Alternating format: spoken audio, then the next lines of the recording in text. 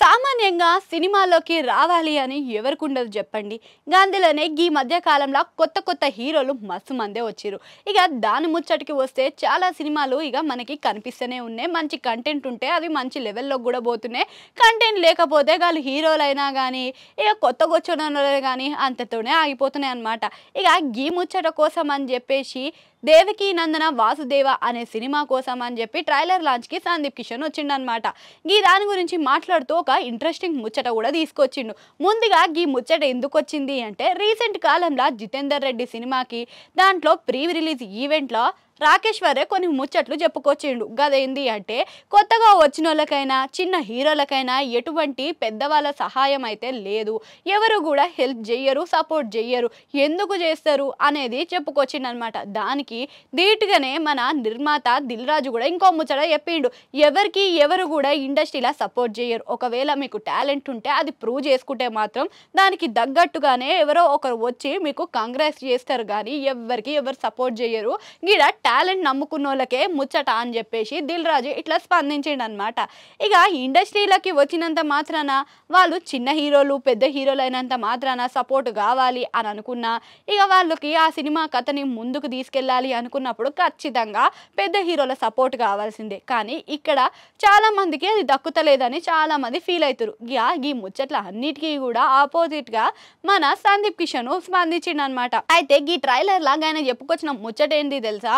ఇక ఏ సినిమాకైనా సరే, చిన్న సినిమా కానీ పెద్ద సినిమా కానీ అందరికీ రానానే దిక్కు, ఆయన సపోర్టే నాకు ఉంది, అయితే గాయననే నాకు దిక్కు అని కూడా చెప్పుకొచ్చింది అనమాట. అది ఏ హీరో అయినా కానీ, ఎంత చిన్న సినిమా అయినా కానీ పెద్ద సినిమా అయినా కానీ రానా ఖచ్చితంగా ఒక్కసారి ఫోన్ చేస్తే వస్తాడు. ఇక అంతేకాకుండా ఆయన సొంతంగా ప్రొడక్షన్ హౌస్ కూడా స్టార్ట్ చేసిండు కొత్తగా. ఇక కొత్తగా ఉన్న డైరెక్టర్లకి, స్క్రిప్ట్ రైటర్లకి, అట్లనే కొత్త టాలెంట్ని ఎంకరేజ్ చేసేందుకు ఈయన చూస్తుండని కూడా చెప్పిండు. ఇంతకు ముందు ఈయన సురేష్ ప్రొడక్షన్ నుంచి కొంతమందికి సహాయం చేసిందే గాక ఇక వాళ్ళకి సపోర్ట్ కూడా ఇచ్చిండు. నాలాంటి వాళ్ళకి మస్తు మందికి ఇచ్చిండు. వాళ్ళిద్దరికి కూడా నా నెంబర్ ఇస్తా, అట్లనే రానా నెంబర్ ఇస్తా, రానా నెంబర్ ఇస్తే ఆయన ఖచ్చితంగా వస్తాడు, నాలాంటి వాళ్ళని కూడా తీసుకొస్తాడు అని కూడా చెప్పుకొచ్చిండు అనమాట. ఇట్లా రానా చిన్న హీరోలకైనా పెద్ద హీరోలకైనా సరే అందరికీ కూడా మస్తుగా సపోర్ట్ ఇస్తాడు. ఇక ఈ సపోర్ట్ తోటి మీకు మంచి జరుగుతుంది అని కూడా చెప్పుకొచ్చిండు. అయితే రానా సోలోగా సినిమా చేసి మస్తు కాలమే అవుతుంది. ఇక ఈ సినిమాలో ఆయన చూసిన మనము నేనే రాజు నేనే మంత్రి, ఇంకా తర్వాత గాజీ 2 సినిమాల తర్వాత మంచి సక్సెస్ అందుకున్నా. ఇంకా ఆయన సోలో సినిమాలు అయితే కనిపించవాయే. ఇక ఆయన సోలో సినిమా కోసం మస్తు మంది ఆడియన్స్ వస్తున్నారు. ఇక దీనికోసం అని చెప్పేసి ఆడియన్స్ని మెప్పించేలాగా ఆయన సోలో సినిమా ఎప్పుడు వస్తుందా అని కూడా అందరూ ఎదురు చూస్తున్నారని కూడా చెప్పుకోవచ్చు అనమాట. ఇక సందీప్ కిషన్కి ఈ ముచ్చట చాలా సార్లు చెప్దాం అనుకున్నాడట, కానీ ఆ సందర్భం ఎప్పుడు రాలేదట. కానీ ఇప్పుడు వచ్చిన సందర్భాన్ని వదులుకోకుండా రానా గురించి చెప్పాలనే చెప్పిండట.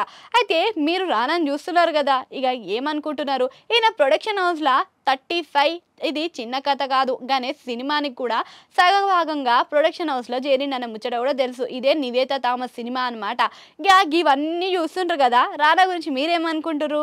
అది కామెంట్ సెక్షన్లో కామెంట్ చేయండి. అట్లనే గంట సింబల్ ఉంటుంది, దాన్ని కూడా నొక్కేయండి.